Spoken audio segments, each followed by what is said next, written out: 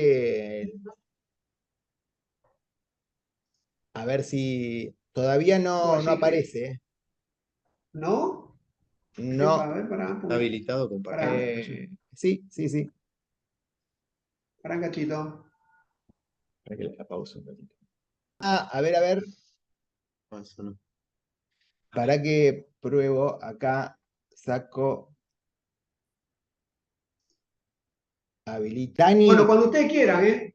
Perfecto. Brevemente, Sí, sos amigo de nuestro, pero brevemente, por alguno que se ha conectado que por ahí puede no conocerte, Daniel Comtés es un amigo nuestro.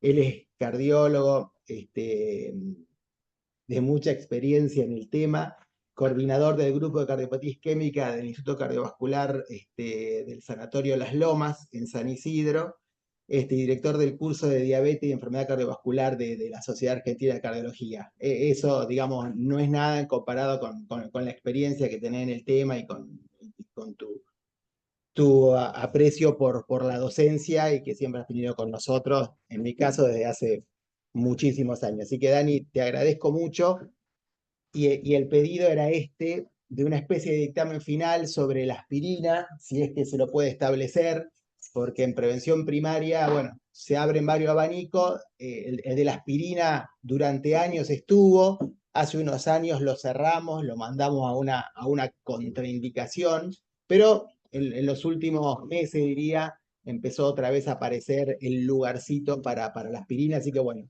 nadie mejor que vos para aclararnos un poquito el tema. bueno, Jorgito, buenos días a todos. Gracias por tus palabras. Hola Mariano, ¿cómo Hola, te Dani. va? ¿Qué tal? Un gusto verte. De todo lo que dijiste, es todo totalmente relativo. Yo resalto lo de la amistad, que es siempre lo más importante eh, entre muchas cosas. Bueno, sí, la propuesta y la idea es compartir con ustedes un poco una revisión y actualización del rol de la aspirina en prevención primaria. Con Jorgito pensamos y consensuamos en este título. Yo me permití hacer un agregado que decía, bueno, hay un dictamen final sobre aspirina en prevención primaria, le damos a todo el mundo, no le damos a nadie, nos planteamos quizás a veces, y que claramente esto merecería que lo defina alguien que sepa. Ahí es el error de ustedes que me invitaron a hablar de esto, porque no me considero un experto, simplemente, como dice Jorge, mucha experiencia, lo cual marca los años que uno ya tiene en esto, y compartir lo que podemos leer e interpretar. Vamos a ir desarrollando la charla tocando estos tópicos. Les voy a presentar un caso clínico que me parece que es muy interesante y desafiante para ver cómo las cosas fueron cambiando en función del tiempo y de los conceptos que fuimos sumando. Después vamos a tratar de analizar someramente la evidencia que tenemos para entender los fundamentos y la postura actual y cómo fue cambiando. Después vamos a hacer un paso y un enfoque del análisis de subpoblaciones, que probablemente ahí tengamos información adicional interesante para terminar con las conclusiones. Entonces, respecto al caso clínico, yo les propongo un juego y es ubicarnos más o menos en esa época, 2003-2005, y les cuento un paciente que yo vi en aquella oportunidad, masculino de 62 años. Él se sabía hipertenso, pero era un poco reacio al tratamiento. En la consulta yo le constaté que estaba con 150-100 y además me reconocía que fumaba más o menos un atado de paquete de cigarrillos por día. Entonces, en aquel entonces, insisto, ubiquémonos en el contexto histórico y lo que pensábamos y creíamos del 2004 más o menos, ¿cómo lo hubiésemos manejado a ese paciente? Yo me hago cargo y le digo, no tengo duda que hubiese tratado el problema de su hipertensión arterial, tratando de priorizar la inhibición del eje neurohormonal, y seguramente yo le indiqué aspirina a ese paciente, seguramente, en aquel entonces. Y me planteo, ¿qué lugar le hubiese dado a la estatina en aquel entonces? Ahora le parece una obviedad, pero recuerden que en aquel entonces las estatinas recién estaban apareciendo, las evidencias, los primeros estudios clínicos prospectivos.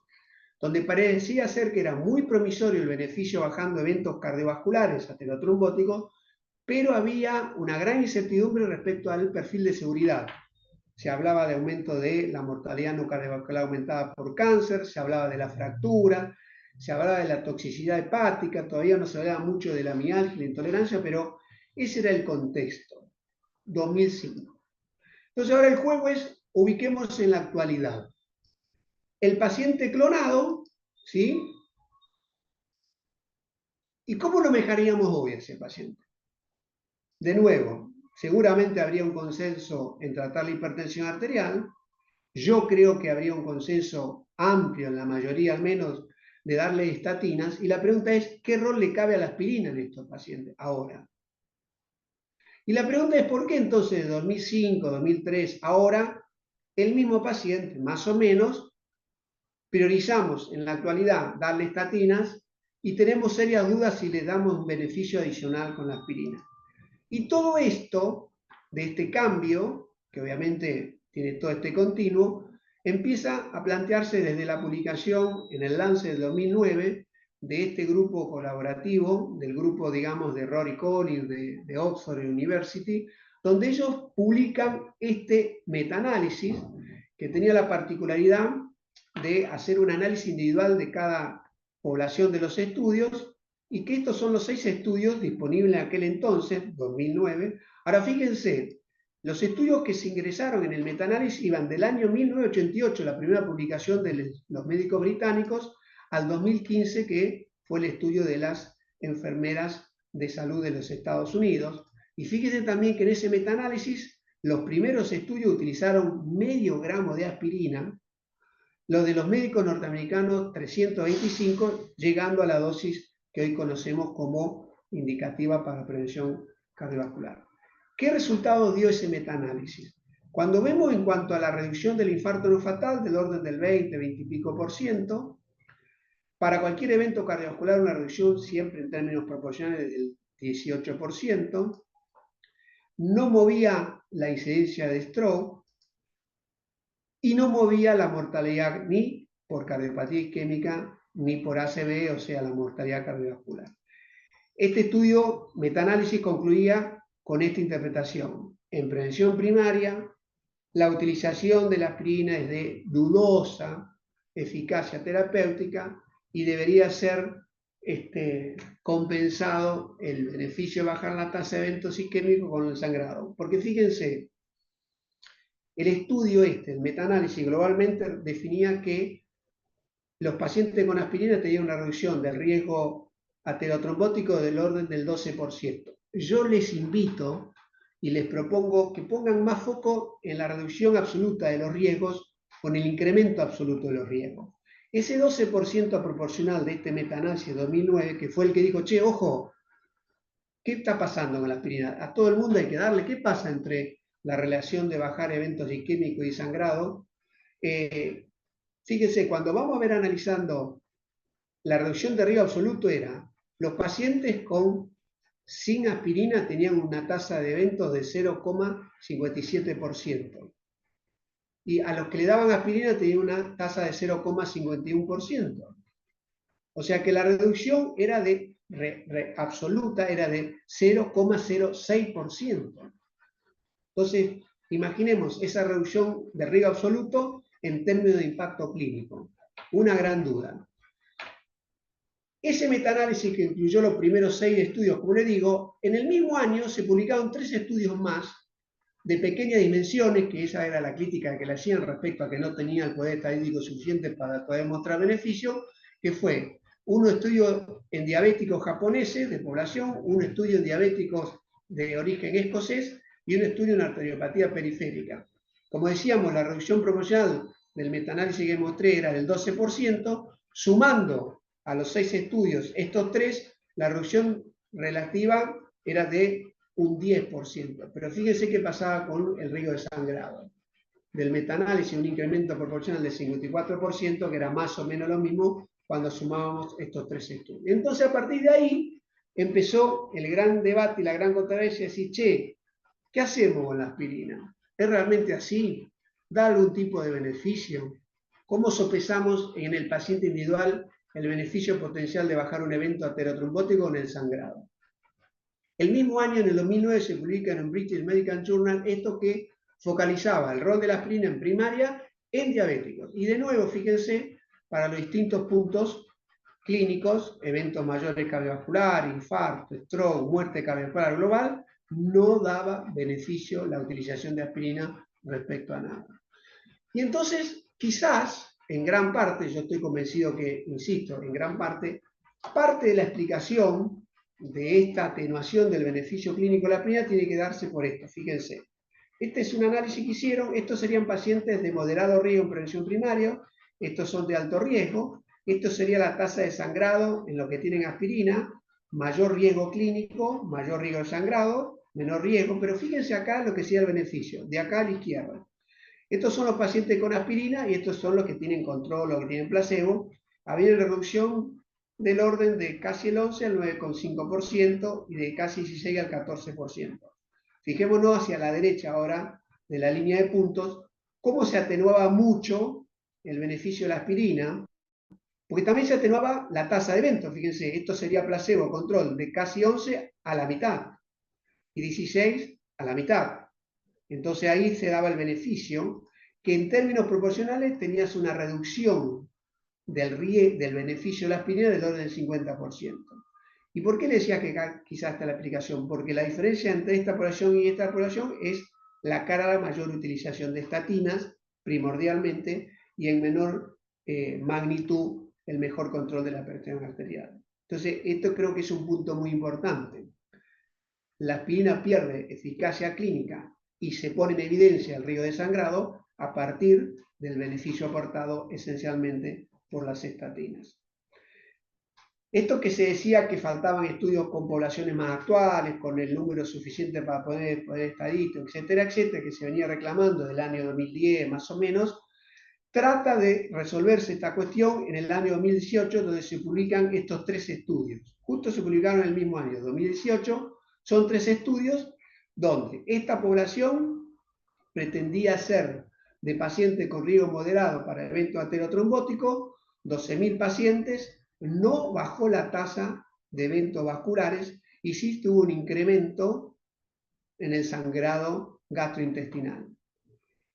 Este estudio, cuando se vio, perdón, la tasa de eventos reales, terminó siendo una población de bajo riesgo, no de moderado riesgo como se había estimado en el cálculo y en el tamaño de la muestra para mostrar un beneficio.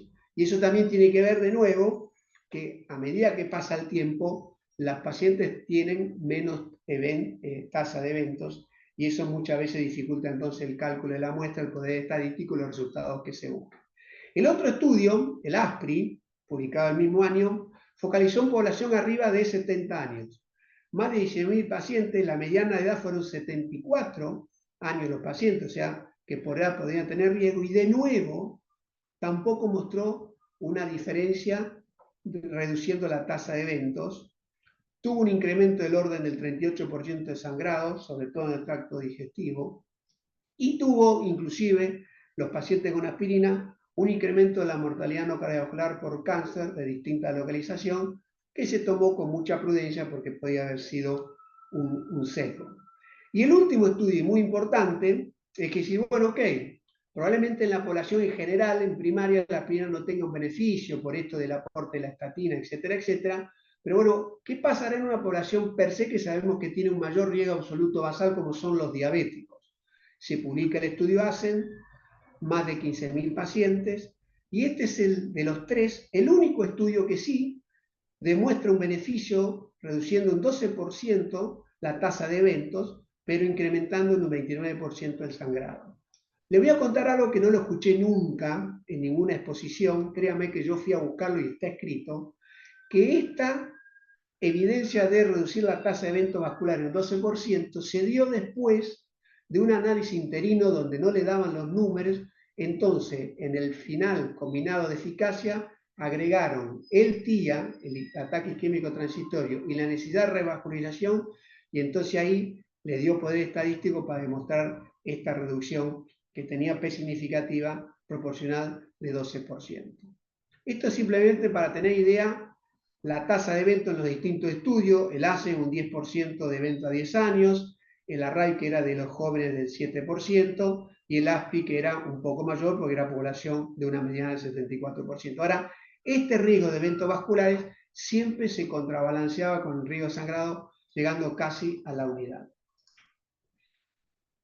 A posterior, entonces, lo que no pudo lograrse para posicionar o reposicionar aspirina surgieron los metaanálisis. Este es un metaanálisis publicado también en JAMA en el año 2019, donde, si focalizamos en lo que sería el compuesto cardiovascular, les propongo, como les digo, que es mucho más rico, ¿cuál es la reducción absoluta del riesgo? Para todos los eventos cardiovasculares, 0,51.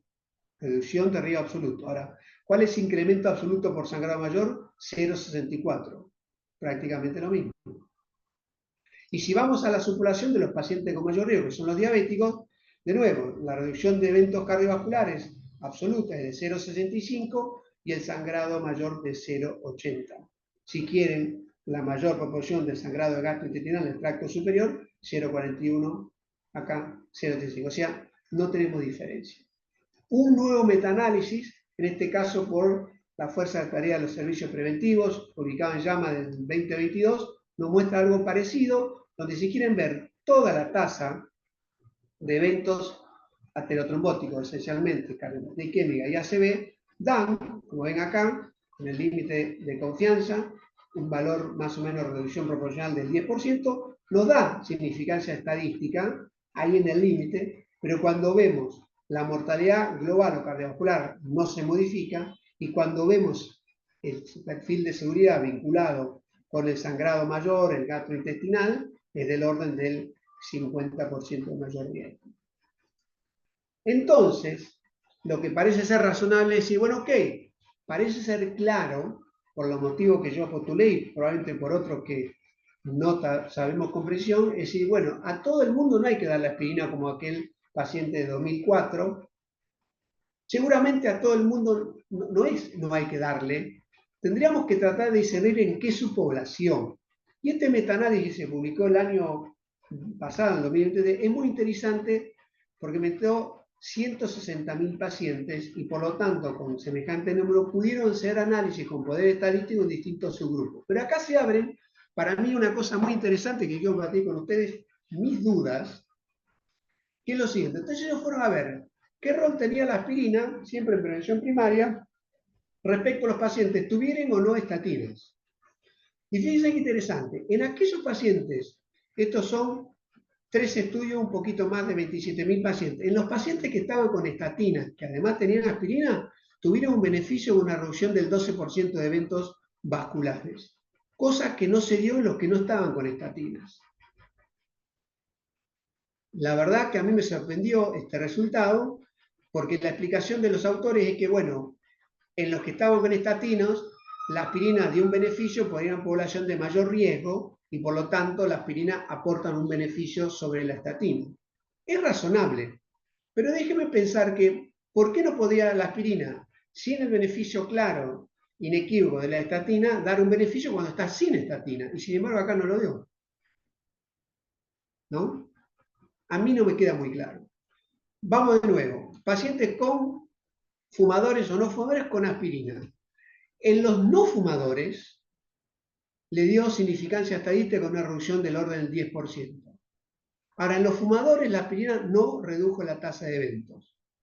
Les reconozco que para mí eso fue contrario a lo que yo pensaba.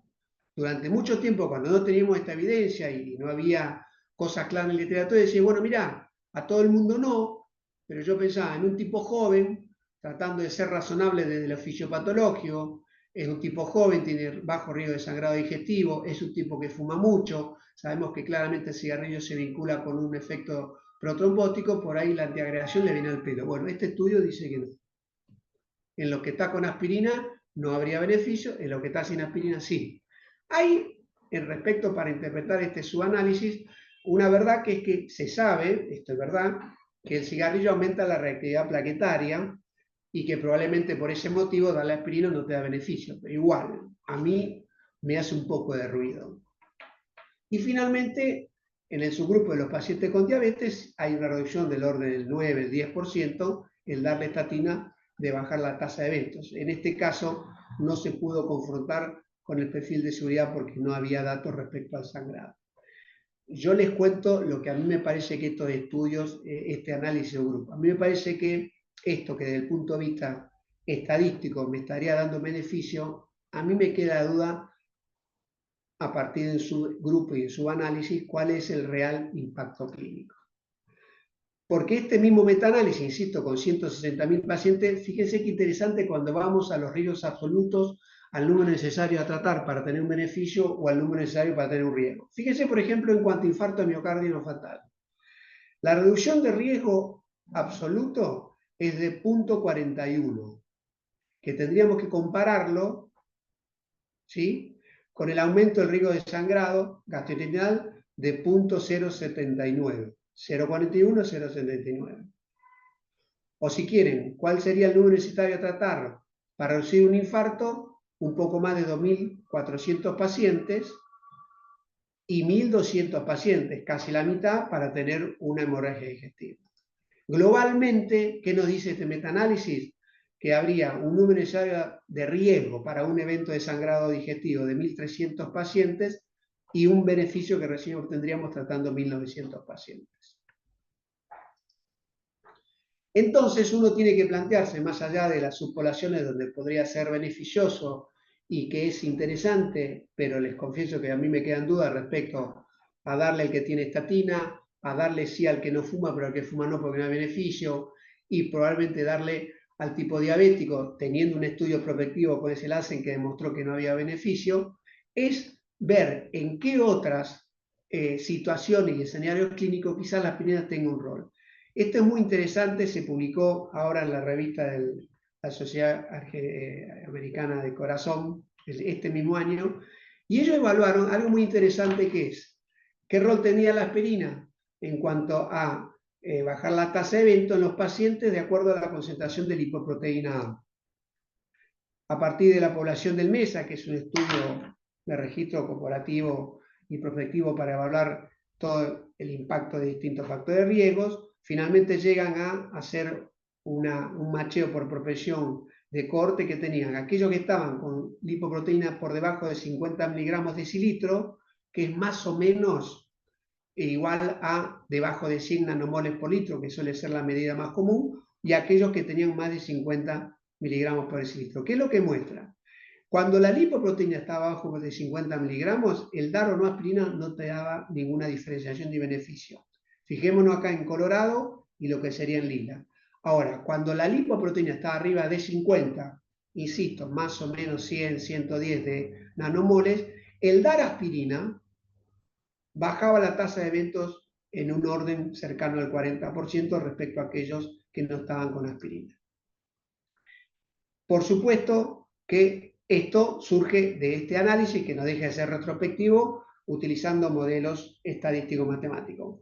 Otra situación en la cual uno podría plantearse que la aspirina en prevención primaria podría ser beneficiosa es en aquellos pacientes que tengamos disponibilidad de un score de calcio por arriba de 100 de unidades Huntington, y entonces ahí sí parecería ser que el beneficio aportado le gana el riesgo absoluto de sangrado digestivo y sería una instancia para pensarlo, pero siempre tengamos presente que estas son, en el mejor de los casos, tanto la lipoproteína A como el score de calcio, generación de hipótesis.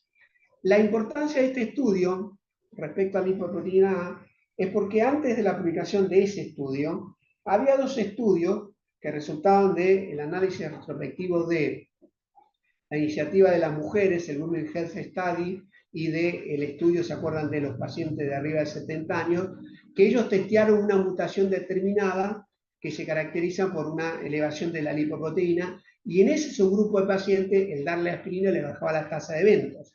Ahí tenía lo dificultoso en la práctica de todos los días, que tenía que hacer un test, digamos, genético, y que además esa mutación estaba en menos del 3% de la población evaluada. Por lo tanto, era una cosa mucho más limitada. Acá la importancia es que este estudio que les muestro acá es simplemente el dosaje en sangre de lipoproteína, miligramos de decilitro, nanomoles por litro, y entonces ahí tener una cosa mucho más práctica. Y este es un estudio que salió hace muy poquitito, también publicado en la revista del American Heart, que me pareció interesante porque lo que evalúa es planteando un score de carga de placa ateromatosa en el territorio carotidio. Ellos plantean distintos, digamos, grados de carga de enfermedad. Y entonces fíjense en la población total, que son más de 11.000 pacientes, sumando población del MESA y del ARI, porque si no, no le daba el poder estadístico. Fíjense, en Colorado sería el límite a partir del cual habría un beneficio clínico neto por encima del riesgo de sangrado. Entonces, ellos detectan que a partir, cuando vos tenés en 2 o más segmentos del árbol carotidio alguna placa, habría un beneficio que se iría acentuando en la medida que tengamos más placa, más segmento comprometido, más carga de enfermedad. Me pareció interesante porque ellos, haciendo un análisis comparativo, les daría un correlato bastante parecido a lo que hablábamos del score de calcio, entendiendo que en la práctica todos sabemos que es mucho más fácil hacer un Doppler carotidio que pedir un score de calcio porque las obras sociales no lo dificultan. O sea que siempre en todo caso esto es generación de hipótesis. A mí me queda la certeza en este caso que no vamos a hacer estudios prospectivos para hacer score de calcio o placa de ateroma en carótida, porque no le va a interesar a la industria. Entonces la evidencia que vamos a tener es esta disponible con sus fortalezas y con sus debilidades. Para ir concluyendo, ¿qué dicen las guías actuales? Jorgito lo sabe, yo lo comparto con el resto. En lo personal, y me hago cargo, le creo poco a las guías. Me parece que es muy valioso para pensar en grandes poblaciones y epidemiológicamente. Me parece que a veces para el paciente individual crea a veces más confusión que certeza, pero bueno, las últimas guías dicen, de las instituciones norteamericanas, las últimas publicadas del año 19, te plantean una débil recomendación, clase 2B, para los pacientes entre 40 y 70 años, y estarían contraindicados en los mayores de 70. El NICE del mismo año 2019 recomienda en contra de dar aspirina para prevención de eventos en prevención primaria. Y las últimas guías, que son las publicadas del año pasado, las guías para el manejo de la enfermedad cardiovascular en los pacientes diabéticos de la Sociedad Europea, también le da una recomendación débil, 2B, de dar aspirina en los pacientes diabéticos para prevenir eventos aterotrombóticos que son considerados de severo riesgo cardiovascular en ausencia de clara contraindicación que tiene que ver con el riesgo de sangrado, con el agrado que ustedes deben saber, como yo, que todas las variables clínicas que en general aumentan el riesgo del paciente para tener eventos aterotrombóticos también van de la mano de aumentar el riesgo de sangrado. Por lo tanto, ahí está la dificultad para discriminar en qué paciente, en qué subpoblación podría haber un beneficio. De modo tal que, a modo de conclusión, y habiendo podido fundamentar lo que quiero compartir con ustedes con lo que les transmití hasta ahora, uno podría decir desde mi perspectiva. La reducción de eventos isquémicos se contrabalancea con el riesgo de sangrado, fundamentalmente en el tracto digestivo alto, más o menos en un valor 1:1, que por lo tanto no hay evidencia clara de beneficio clínico neto globalmente en la población de prevención primaria, que por lo tanto uno puede plantear que no hay recomendación de rutina, esto es, a la mayoría de los pacientes en prevención sin evento darle aspirina.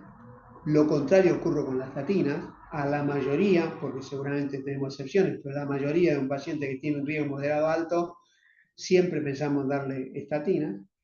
Que el desafío que tenemos es reconocer estas subpoblaciones con probable beneficio clínico y que esto en definitiva es un poco, además de la ciencia, de la evidencia, el arte de hacer medicina, es que en el paciente individual que tenemos enfrente en el consultorio, de acuerdo a nuestro criterio clínico, plantearle al paciente la relación riesgo-beneficio y consensuar con él la conducta a seguir. Muchas gracias, chicos.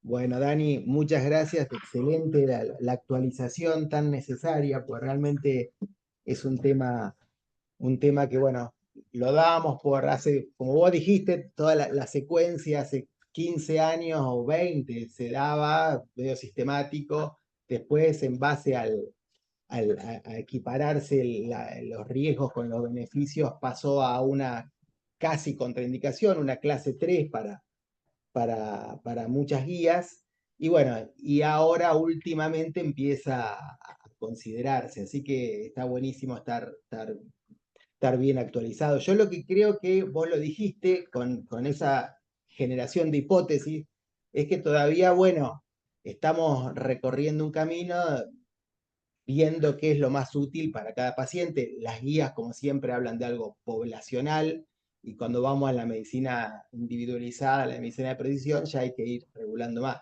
Y me parece que la búsqueda de la aterosclerosis subclínica, un poco creo que va a dar la respuesta de eso, o creo que se va a acercar mucho a esa respuesta individualizando gente. Por ejemplo, lo que hablábamos antes de empezar, para lo que era el ultrasonido vascular, hasta hace muy poco, era placa sí, placa no. Y lo cual no era para la tomografía, score de calcio positivo o negativo. Ya en la tomografía, un acuerdo digamos, de todas las publicaciones en que el 3 de unidades Agatston es una cosa, 320 es otra. No, de ninguna manera, si vos tenés una tomo, ¿cómo digo el score de calcio? Positivo. Nada, pero pará, ¿cuántas unidades tiene? Lo cual no ocurría para el ultrasonido vascular, que hasta hace muy poco tiene placa o no tiene placa. Entonces, vos hablaste de un 100 de unidades Agatston como punto en el cual empezaría a tener utilidad la aspirina, y me parece que hay un valor mucho más fuerte, que es el de 300, en el cual 300, un estudio que se publicó a fines del 23, evaluando qué riesgo de score de calcio correlaciona con una prevención secundaria, y ese número era 300 unidades Agatston. Entonces, vos decías, bueno, 300 unidades Agatston tiene el mismo pronóstico y además tenía mismas características basales los pacientes, pero tiene el mismo pronóstico de prevención secundaria. Entonces, si en la prevención secundaria no discutimos de la aspirina, con 300 unidades Agatston, generación de hipótesis, como lo pusiste buenísimo, habría que darlo. Y algo muy bueno es que también a fines del año pasado sale un estudio donde comparan ultrasonido vascular, en lo cual hasta ahora somos bastante malos cuantificando, con unidades Agatston. Entonces vio que cuando había 4 territorios, 2 carotidos, 2 femorales, el área bajo la curva para el mayor de 300 unidades Agatston era 0.88, es decir, podríamos decir, en esta generación de hipótesis, que 4 territorios es igual que 300 unidades Agatston. Con lo cual, si a 300 unidades Agatston es igual que una prevención secundaria, los 4 territorios son igual que una prevención secundaria.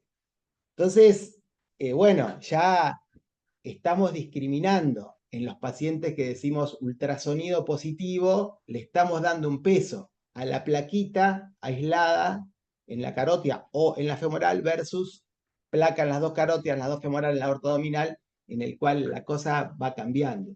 Entonces me parece que vamos a hacer un poquito más de precisión y vamos a poder individualizar mejor en la medida en que cuantifiquemos mejor. Para la tomo está muy avanzado eso. Yo creo que 300 unidades, no sé, vos Dani, ahora contestame qué te parece, 300 unidades Agatston, prevención primaria, estatina y me parece que aspirina también.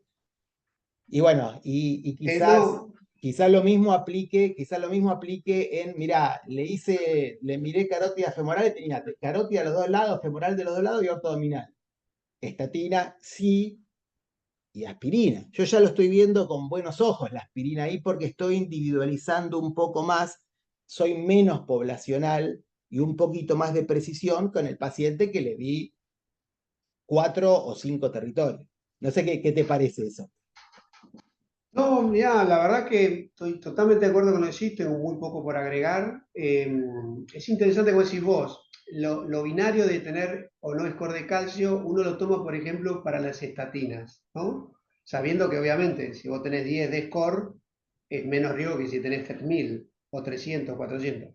Pero viste que tener una pequeña plaquita clara, inequívoca, no es un IMT aumentado a nivel carotidio, e insisto, no sé qué piensan ustedes, yo dudo muy poco darle estatinas. Justamente para dar un beneficio adicional a la aportada por la estatina en prevención primaria, uno tiene que buscar, como decís vos, la carga de la enfermedad. Y Claro. esto que vos dijiste es tal cual, salió publicado de 300. La verdad que no lo sé, solo me permito pensar en voz alta compartiendo con ustedes. El tipo que tiene 300, como dijiste vos, que parecería ser similar a prevención secundaria, también sería interesante ver qué cantidad de placa tiene y cuánto de obstrucción endoluminal, porque es mucho más probable que tenga por ahí alguna placa de 40 a 50% que el tipo que tiene 100 de score de calcio. Claro. Entonces, viste que en general se dice que cualquier territorio documentado, vos tenés una obstrucción cerca del 50% más, ahí también te plantea, por opinión de experto, darle aspirina además de darle estatinas. Entonces, la suma de esta evidencia, como decís vos, me parece bárbaro. Yo creo que tener o no tener placa, siempre en primaria te habilita a ponerle la estatina, aún con pacientes que nos ofrecen mucha duda, como nos planteó Fernando un ratito antes. Con la aspirina tenemos que cuantificar la carga y ahí creo que está el beneficio, como decís vos, o 300 de score de calcio o los 4 lados bilaterales, viste, del hilio femoral. Eso me parece muy interesante y lo comparto totalmente. Buenísimo, buenísimo. Ahí creo que vamos a individualizar un poquito más. Así que no sé si alguien Sin duda. tiene. Ah, Mariano. Dani, dos preguntas. Una, el típico paciente que por ahí no tiene indicación de aspirina, que vos no se la hubieses dado, pero te viene con aspirina. ¿Se la sacás o se la dejás? Porque es muy frecuente eso, y en algún momento me habían dicho que la dejaban, pero no sé qué haces vos. Bueno, a mí me pasa que yo le he dado y después Y se después la vos te la saco. Dale. Bueno, yo te voy a contestar. Y por ahí hay una trampita de parte tuya. Se publicó hace poquito un subanálisis donde se vio justamente que aquellos pacientes del estudio que era, déjame ser preciso, el ASPRI, que eran los pacientes que tenían una media de 74 años, se vio y se fue a analizar aquella subpoblación que previamente venían con aspirina, entraron en el estudio y randomizaron a placebo, ¿sí? En esos pacientes, ¿se entiende? Venían con aspirina por indicación del médico, entraron en el protocolo, por randomización le tocó placebo y al otro aspirina. A esos pacientes la suspensión de la aspirina se tradujo en un incremento del orden del 20% de eventos, ¿sí? Entonces, esta pregunta que vos decís, la verdad que yo te digo, ¿qué hacía hasta ahora y hasta este último estudio, que es un subanálisis, como siempre, que hay que ser prudente? Yo muchas veces se la sacaba. Venía con aspirina, se la sacaba, procuraba que estuviese con estatina y procuraba, independientemente de la droga y la dosis, que estuviese abajo de 70. ¿sí? Hoy se la dejás.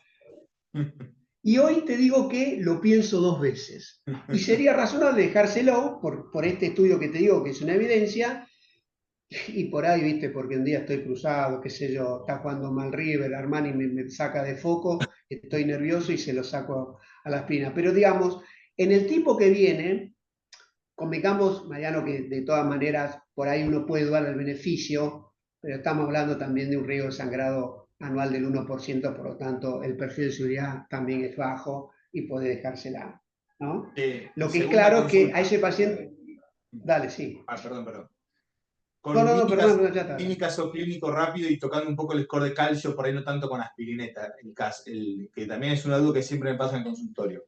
53 años, hipertenso, dislipémico bien controlado, una placa en la carótida y nada más, y me viene a ver el consultorio porque en una tomo le salieron calcificaciones coronarias. Le pide un score de calcio, el tipo es corredor, flaco, o sea, todo bien, totalmente activo, todo perfecto.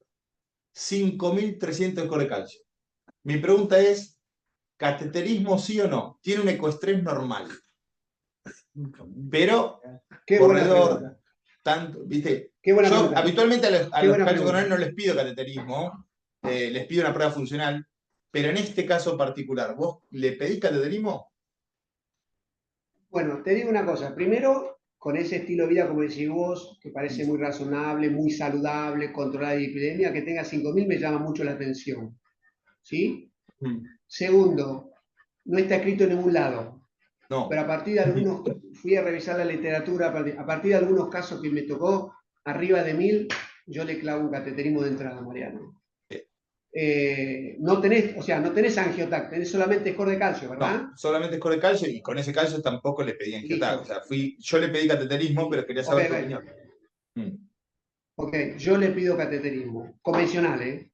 Sí, sí, Incluso sí. viste que cuando tenés mucho calcio, muchas veces eso te confunde en cuanto a Te altera ratificar la la toma. obstrucción endoluminal. Exacto. Buenísimo. Yo le pido convencional, es alta la chance de tener obstrucciones significativas epicárdicas, y más aún como si un tipo que corre y toda la historia. Te digo una cosita, y no está escrito en un lado, ¿eh? Esto es No. opinión de experto, es C, yo soy opinión Z, pero yo le hago cateterismo y creo que estamos haciendo bien las cosas. No te sorprenda que tenga enfermedad, múltiple lesiones y significativa. Hay un dato que es muy interesante que en su momento me quedó un poco la cabeza, pero después me cerró porque investigué un poco más. Cosa es que los tipos que corren maratón durante mucho tiempo, comparado con los tipos sedentarios como yo, que soy muy pajero, perdón el término, tienen más score de calcio que los sedentarios. Lo interesante es que cuando ves, tienen menos tasa de eventos. Porque parecería ser que el estilo de vida, porque viste que el tipo que corre en general no fuma, come sano, no tiene sobrepeso, se alimenta, Sí, o más sea, por el es un estilo de vida estrés y saludable. toda la bola. Exacto. Pero digamos, esos tipos parecerían tener una forma de aterosclerosis más estable, menos vulnerable y que te lleva a menos eventos. Pero tendríamos más aterosclerosis. Algo parecido pasa con los tipos, viste que hay seguimiento con score de calcio que vos haces, le das estatina y repetís, y la estatina también aumenta la cuantificación del score de Sí, sí, calcio. tal cual. La explicación sería que la estatina lo que hace es cambiar, si querés, la expresión biológica de esa placa. Al aumentar el calcio, como sabemos, la estabiliza, baja el componente inflamatorio, se fortalece la cápsula fibrosa, se reduce el núcleo lipídico central, entonces vos tenés más carga de enfermedad, pero menos biológicamente inflamada y vulnerable, y entonces tenés menos eventos. Ahora este tipo pidió un cateterismo, por favor Mariano, contame cómo sigue la historia, porque Sí, sí. son casos muy excepcionales, y te cuento que nos pasó así hace poco con un paciente colega muy reconocido, no cardiólogo, no voy a decir el nombre para que se queden con la intriga, y que con un score de calcio de 1000, con una prueba funcional dudosa, etcétera, etcétera, pum, fuimos al cateterismo y terminó con CRM. Estudialo, Mariano. Y Bien. contame. Te aviso, te aviso. Dani, la última, porque ya te robamos casi media hora más de lo que habíamos No, quedado. no. Para mí es Diabetes, ganancia. pusiste que en diabetes había un beneficio, porque en un momento aspirina en diabetes sistemático, después no. Hay un beneficio, pero digamos no universal. Yo particularmente, no sé si estoy haciendo una cosa, no le doy aspirina a un tipo con diabetes en prevención primaria. Probablemente en algún paciente le esté quitando algún beneficio. Ese beneficio, como te digo, del subgrupo, viste, que dan los diabéticos, sí, que no, de nuevo, viste, es un subanálisis donde hay un modelo matemático que se aplica y te da una P significativa. Yo Bien. por ahora me apoyo en el ASEN, que te demuestra que no hay beneficio, inclusive que le dio bajar la tasa de evento, como te digo, porque le metieron el TIA y la necesidad de Bien, reautorización. bien, Hay bien. 12, viste, brevemente, Corrito, se plantea que en el diabético pasaría algo parecido a lo que decíamos del tipo que fuma, que tenés un turnover más rápido, entonces a lo mejor la dosis de aspirina sea insuficiente. Sí, Bueno, hay sí. 2 estudios en curso de diabéticos, pero en síndromes coronarios agudos, que están evaluando dosis mayores de aspirina, 100 miligramos cada dosis, 325 miligramos, y habrá que ver, ¿no? Bien. Diabético en síndrome agudo es una población de mucho riesgo vascular, habrá que ver si por ahí el problema es la dosis de aspirina para aplicarlo en prevención primaria. Perfecto. Dani, buenísimo, espectacular. Quedó claro ya como conclusiones que nos has dado que el sí, no, estamos más cerca del no, pero bueno, alguna guía los pone como clase 3, alguna como clase 2B, y ese clase 2B obviamente siempre a criterio del médico y que quizás sean esas poblaciones en donde podamos individualizarlo un poquito más y nos muestre una carga ateromatosa elevada, asociada a un riesgo de sangrado bajo. Y bueno, quizá ese pueda ser el escenario. Y la pregunta de Mariano, al que la venía tomando, si no hay una gran contraindicación, convendría que la siga, digamos. Así Parece que, razonable. así que bueno, Dani, nos has aclarado muchísimo el tema, como tantas otras veces. Ya te comprometemos después del Congreso Europeo, que sé que vas a participar, por ahí algo al respecto de la cardiopatía isquémica crónica, que es un tema por demás desafiante y en lo cual sabes muchísimo. Así que bueno, eso quedamos para más adelante cuando vos puedas. Y bueno, agradecidísimos de que nos haya acompañado como tantas otras veces. Así que mil gracias, Dani. Solamente agradezco, digamos, la invitación por parte de ustedes, la confianza. Por supuesto que tomo el compromiso de regreso y las guías actualizadas para cardiopatía crónica. Y para mí siempre es un placer compartir con amigos, no colegas, con amigos. Bueno, Buen fin de semana para todos. Dani, gracias por su tiempo. muchísimas Chao, gracias. Mariano. Chao. Muchísimas Saludos a gracias. todos. Bueno, nos tomamos Chau, 3 chau. semanitas porque tenemos vacaciones de invierno, después la jornada de saca acá en Bahía Blanca, así que en 4 semanas estamos de vuelta. Perfecto. Un abrazo grande, Perfecto. Dani. Buen fin de semana y un saludo Pásenla a todos. bien. Igualmente. Chau, Chau, chau. Saludos. Chau, chau. Chao, Saludos. La inteligencia artificial le va a costar.